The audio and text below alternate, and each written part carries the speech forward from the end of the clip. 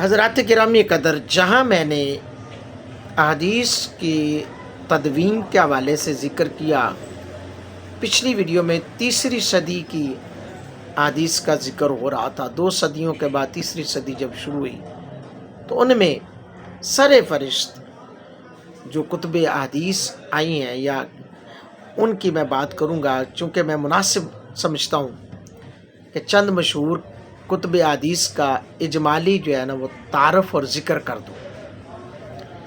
حافظ ابن اصلاح لکھتے ہیں صحیح بخاری شریف کی احادیث کے حوالے سے۔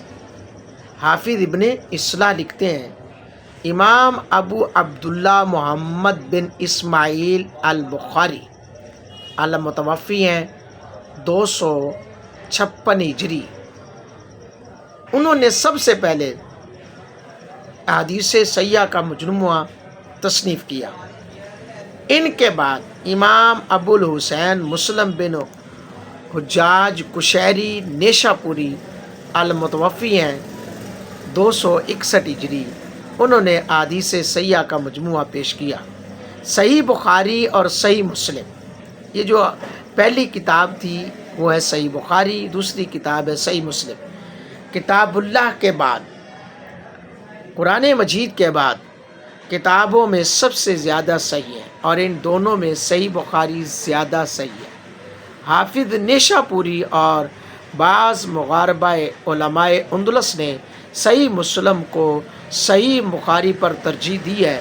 اس کا محمل یہ ہے کہ صحیح مسلم میں صرف احادیث صحیحہ ہیں، جبکہ صحیح بخاری کے تراجم میں بعض غیر صحیح احادیث بھی موجود ہیں، لیکن صحت اور قوت کے لحاظ سے صحیح بخاری کی احادیث صحیح مسلم پر راجح نظر آتی ہے۔ اللہ اکبر۔ یہ باتیں طلباء کے لیے بھی بڑی مفید ہیں۔ درس نظامی جو بچے کر رہے ہیں یا کالج یونیورسٹی کے طلباء ہیں، ان کے لیے بھی بڑی علمی مواد رکھتی ہیں۔ امام بخاری اور امام مسلم نے اپنی کتابوں میں تمام احادیث صحیحہ کو منحصر کرنے کا التزام نہیں کیا۔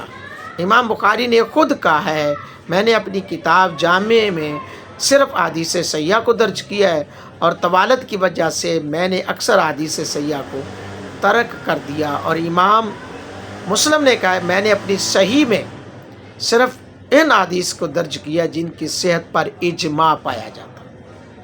حضرات گرامی قدر، یہ آپ کے سامنے ہے، اور یہ ساری چیزیں آپ نے سماعت فرمائی، اور بہت ساری ایسی چیزیں جو ہمیں سمجھنے والی ہیں اور ہمیں ان کی سمجھ رکھنی چاہیے۔